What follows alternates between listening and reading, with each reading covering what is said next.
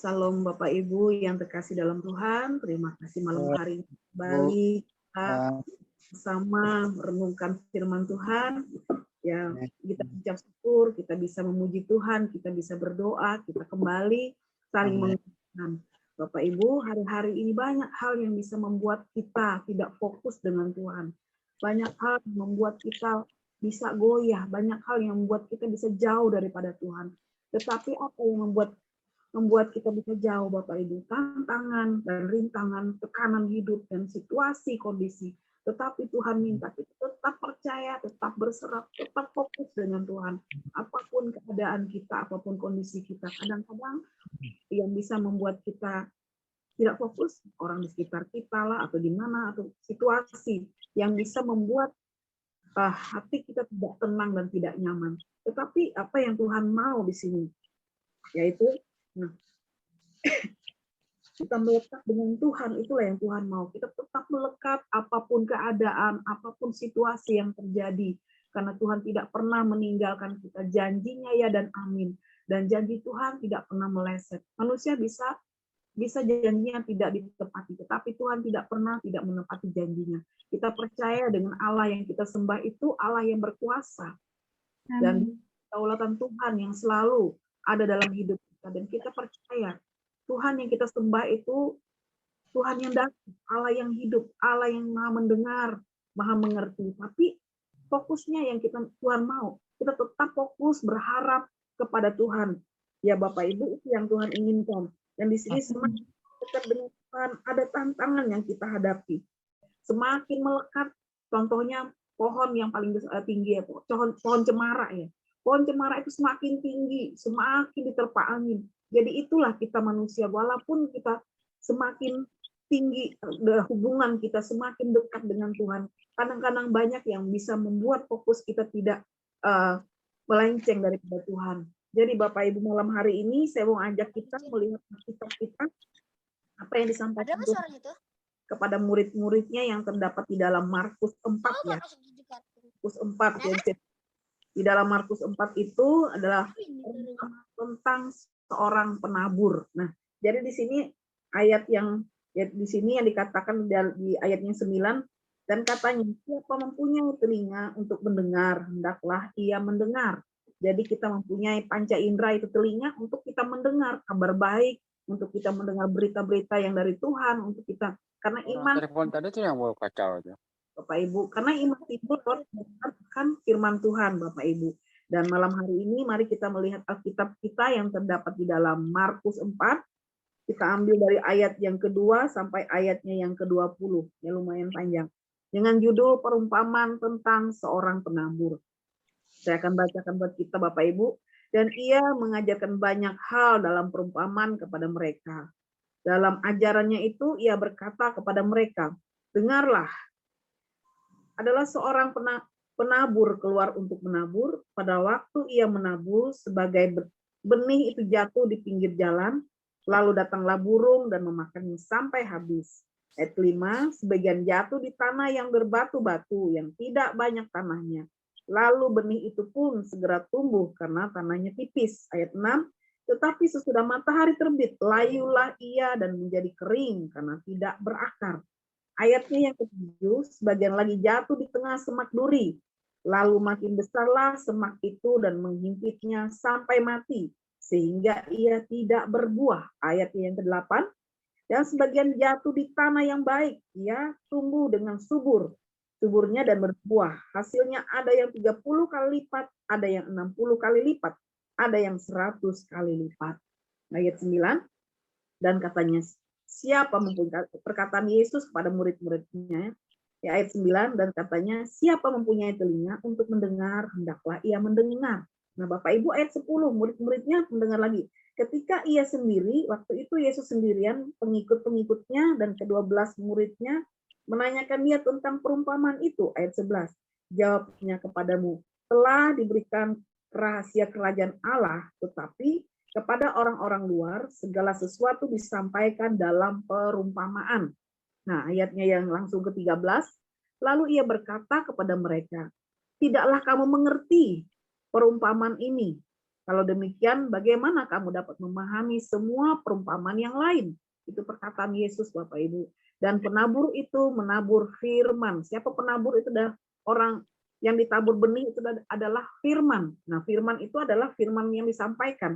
Kemudian ayat 15, dan orang-orang yang di pinggir jalan, tempat firman itu ditaburkan, ialah mereka yang mendengar firman, lalu datanglah iblis dan mengambil firman yang baru ditaburkan di dalam mereka. Nah, ayat yang ke-16, demikian juga yang ditaburkan di tanah yang berbatu-batu ialah orang yang mendengar firman itu dan segera menerimanya dengan gembira. Ini adalah jawaban daripada dari ayat 2 dan sampai ayatnya yang ke-9 ayat di sini. Jadi inilah yang disampaikan Tuhan Yesus, perumpamaan tentang penabur itu, Bapak Ibu. Saya kembali ke ayat 16.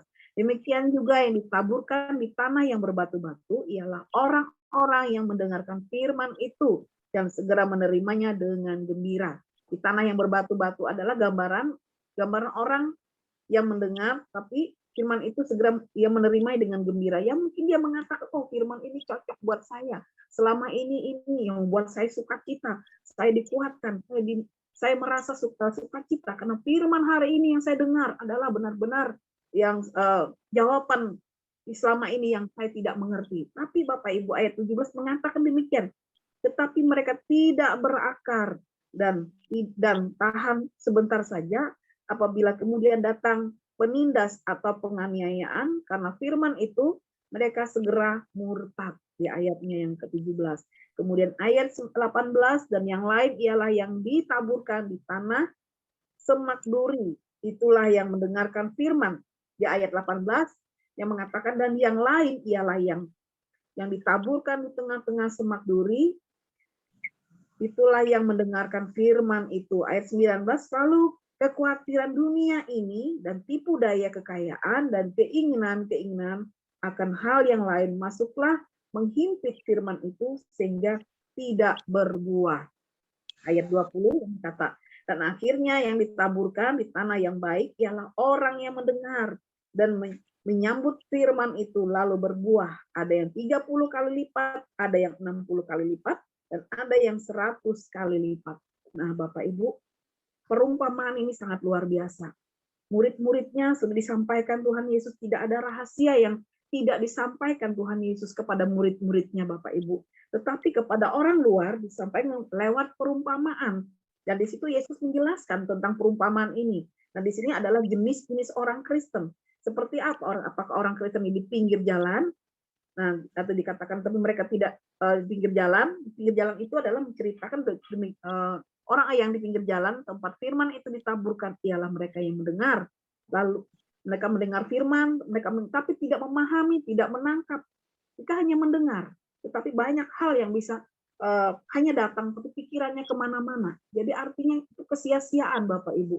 Jadi di sini adalah gambar daripada orang Kristen yang dikatakan tentang perumpamaan penabur ini. Yang dikatakan juga di ayat 16, ditaburkan di tanah yang berbatu-batu, ialah orang yang mendengar firman itu dan segera menerimanya dengan gembira, dengan sukacita, ucapan syukur, karena dikatakan di situ firman Tuhan itu adalah mengatakan demikian, mengucap syukur dalam segala hal, jangan khawatir apapun juga. Jadi di situ dikatakan, mungkin seperti itu ada ayat-ayat yang begitu. Nah di situ dia merasakan, dia merasa sukacita, dia merasa dihiburkan, tetapi dia tidak berakar, Bapak Ibu, dia mudah goyah. Pada saat dia mengalami tekanan hidup, disitulah fokus kepada Tuhan sudah tidak ada.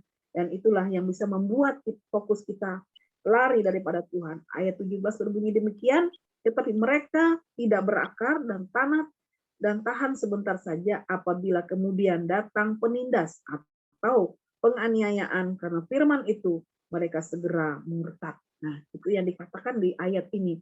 Yesus sendiri yang mengatakan kepada murid-muridnya tentang arti dari perumpamaan apa yang dikatakan disampaikan tentang penabur ini. Dan ayat 18 dan berbunyi demikian. Dan yang lain ialah yang ditaburkan di tengah semak duri itu, itulah yang mendengar firman itu. Lalu kekhawatiran dunia ini dan tipu daya kekayaan dan keinginan-keinginan akan hal-hal yang lain masuklah menghimpit firman itu sehingga tidak berbuah. Nah, Jadi jangan sampai kita menjadi orang Kristen yang demikian Bapak Ibu, yang tidak berbuah, yang tidak menghasilkan, dan kita tidak melekat pada firman Tuhan, tidak mendengar apa yang disampaikan firman Tuhan. Karena dikatakan di ayat 9, dan katanya, siapa mempunyai telinga, hendaklah dia mendengar, hendaklah dia mendengar artinya memahami, mendengar, menangkap. Dan ayat 20 yang mengatakan, dan akhirnya yang ditaburkan di tanah yang baik ialah orang yang mendengar dan menyambut firman itu lalu berbuah. Artinya kita menyambut firman yang kita dengar Bapak Ibu. Jadi firman yang kita dengar, kita sambut, itulah kita tanam, kita akan berbuah, kita berakar yang lebat, sehingga membuat fokus kita tetap kepada Tuhan. Jangan pernah kita fokus dengan hal-hal yang lain, karena hari-hari ini banyak hal yang bisa membuat fokus kita jauh daripada Tuhan, membuat yaitu perasaan tidak tenang, perasaan tidak sukacita, tidak damai sejahtera, apakah itu karena lingkungan tempat kita tinggal, baik itu karena ada masalah dengan keluarga, dengan saudara, dengan saudari, dengan anak, dan dengan persahabatan, dengan rekan-rekan bisnis. Banyak hal yang bisa membuat kita jauh, banyak hal yang membuat fokus kita goncang. Jadi disinilah apa artinya telinga kita di sini yang dikatakan telinga untuk mendengar perkataan daripada firman Tuhan. Nah, jadi ayatnya yang dikatakan di dalam ayatnya yang ke-22 dan 23 bunyi demikian. Sebab tidak ada sesuatu yang tersembunyi yang tidak akan dinyatakan, dan yang tidak sesuatu yang rahasia yang tidak akan tersingkap. Dan ayatnya 23 berkata kembali lagi, barang siapa mempunyai telinga untuk mendengar, hendaklah ia mendengar. Jadi mendengar di sini supaya kita benar-benar berbuah. Mendengar firman Tuhan itu yang menguatkan, yang memberikan semangat dan sukacita bagi kita. Dan ada firman Tuhan yang berkata, jangan takut, berbahagialah orang yang dianiaya. Jangan khawatir, hendaklah tetap melekat kepada Tuhan, tetap fokus kepada Tuhan. Dan itu adalah janji Tuhan yang tidak pernah Tuhan ingkar janji. Tetapi dia melihat bagaimana kita sebagai manusia mensikapi keadaan situasi yang terjadi hari-hari ini Bapak Ibu. Yang secara global goncangan terjadi itu yang yaitu corona yang hampir 2 tahun ya, 2 tahun mungkin sekitar tepat 2 tahun ya. Kita melihat itu yang bisa membuat rasa tenang, rasa aman, rasa kita ketakutan, tetapi disitulah artinya kita melekat dengan Tuhan, kita mendekat dengan Tuhan adalah sebagai fokus kita hanya kepada Tuhan. Jadi alat komunikasi kita kepada Tuhan adalah doa. Tidak ada yang lain Bapak Ibu. Selain daripada itu, kita tetap percaya berharap kepada Tuhan. Karena firman Tuhan ini memberikan kita jalan keluar. Karena Tuhan tidak pernah berbicara langsung kepada kita, tetapi dia berbicara lewat firman. Lewat firman-Nya, lewat keadaan, lewat situasi. Supaya apa? Supaya kita benar-benar mencari Tuhan. Lewat di tengah-tengah situasi goncangan yang ada. Disitulah kita hendak memiliki hikmat untuk mengerti daripada arti daripada goncangan yang terjadi. Jadi di situ kita diajarkan siapa bertelinga hendaklah dia mendengar. Itu firman yang disampaikan Tuhan. Apa yang Yesus katakan kepada murid-muridnya, dia mengajar lewat perumpamaan banyak hal dan tidak ada rahasia yang tidak dia sampaikan kepada murid-muridnya. Jadi Bapak Ibu, dari 12 orang murid ini Tuhan tidak perlu banyak orang, tetapi dengan 12 murid yang berkualitas ini seluruh dunia mengenal kebenaran firman Tuhan. Karena apa yang Tuhan Yesus sampaikan kepada mereka, mereka menangkap, mereka memahami. Tetapi disitulah Bapak Ibu, di tengah-tengah situasi saat ini, hendaklah kita menjadi tahan uji, menghadapi tekanan badai hidup, dan semakin dewasa dalam segala hal. Bukan dewasa secara fisik Bapak Ibu, dewasa secara iman, untuk kita bisa melihat rencana dan rahasia Tuhan di balik segala sesuatu yang kita alami. Dan intinya dari semua kita tetap fokus dengan Tuhan. Kita tetap melekat kepada Tuhan. Kita tetap berharap dan berserah di tengah-tengah situasi, di tengah-tengah keadaan seperti apapun saat ini. Dan saya yakin Bapak Ibu, biarlah firman ini biar kembali kita baca. Mungkin di rumah bisa diulang lagi baca apa yang Tuhan mau kita lakukan, apa yang Tuhan mau kita hadapi hari-hari ini. Kita perbuat. Kita percaya janji Tuhan itu tidak pernah meleset ya. Janji Tuhan ya dan amin dalam hidup kita. Jadi Tuhan mengajar pada kita di sini. Jangan pernah fokus dengan masalah. Fokuslah pada Tuhan, Sang Pemberi damai sejahtera, Sang Pemberi kekuatan, yang memberikan kita semangat, hiburan, kekuatan setiap hari. Jangan pernah kita fokus dengan masalah. Kalau kita fokus dengan masalah Bapak Ibu, masalah itu bisa membuat kita tidak bisa melihat karunia Tuhan yang di depan, yang Dia beri. Dan jangan pernah kita melihat ke belakang, karena masa depan ada di depan. Kalau kita melihat masalah di belakang kita akan tidak melihat rencana dan rahasia yang Tuhan berikan ke dalam kehidupan kita. Nah, di malam hari ini Bapak Ibu, saya membawa kita semua untuk tetap fokus kepada Tuhan. Karena kalau orang yang tetap melekat dengan Tuhan, segala rahasianya tidak akan terbuka satu persatu. Apa yang Tuhan mau kita lakukan hari-hari ini? Apa yang Tuhan mau kita merindukan? Tuhan merindukan kita tetap dekat kepadanya, tetap mengandalkan Dia dalam segala hal di dalam kehidupan kita, Bapak Ibu. Dan malam hari ini saya sangat bersyukur dengan ayat ini. Saya suka sekali dengan ayat ini tentang perumpamaan ini adalah dikatakan dalam ayat 20, dan akhirnya ini ditaburkan di tanah yang baik ialah orang yang mendengar dan menyambut firman itu lalu berbuah. Ada yang 30 kali lipat dan ada yang 60 kali lipat dan ada yang 100 kali lipat. Yaitulah pertumbuhan iman kita yang melekat kepada Tuhan. Itu yang dikatakan di sini. Penabur adalah benih, itu adalah berbicara tentang firman. Firman yang kita dengar, baik itu lewat teman-teman, lewat YouTube, lewat teman-teman kita yang mendoakan kita, lewat komunitas kita. Di situ kita saling mengisi, saling menguatkan, saling mengingatkan Bapak Ibu. Karena kita percaya hari-hari ini adalah banyak hal yang bisa membuat kita goyang, ya, goncang iman. Tetapi itulah rencana Tuhan yang mau Dia sampaikan kepada kita, bahwa kita adalah iman itu timbul lewat pendengaran akan firman Tuhan. Supaya kita tetap menghasilkan buah, supaya kita tetap melekat, dan kita tetap bergaul karib dengan Tuhan. Kalau kita bergaul karib dengan Tuhan, rahasia-rahasianya akan Tuhan bukakan kepada kita. Dan adalah Dia akan menjawab setiap apa yang kita butuhkan, yang kita rindukan. Satu hal yang Tuhan mau, kita tetap memiliki hubungan intim dengan Tuhan. Hubungan pribadi, supaya kita menyelami apa rahasia Tuhan dalam kehidupan kita. Nah, Bapak Ibu, malam hari ini, biarlah kiranya firman ini boleh menjadikan kekuatan bagi kita, yaitu tetap fokus kepada Tuhan, tetap memiliki hubungan pribadi yang luar biasa kepada Tuhan. Dan setiap pagi mungkin kita bisa membangun hubungan itu mesbah doa kepada Tuhan, naikkan puji-pujian kepada Tuhan, supaya kita dikuatkan di tengah-tengah goncangan yang ada. Baik Bapak Ibu, inilah firman yang bisa saya bagi buat kita malam hari ini.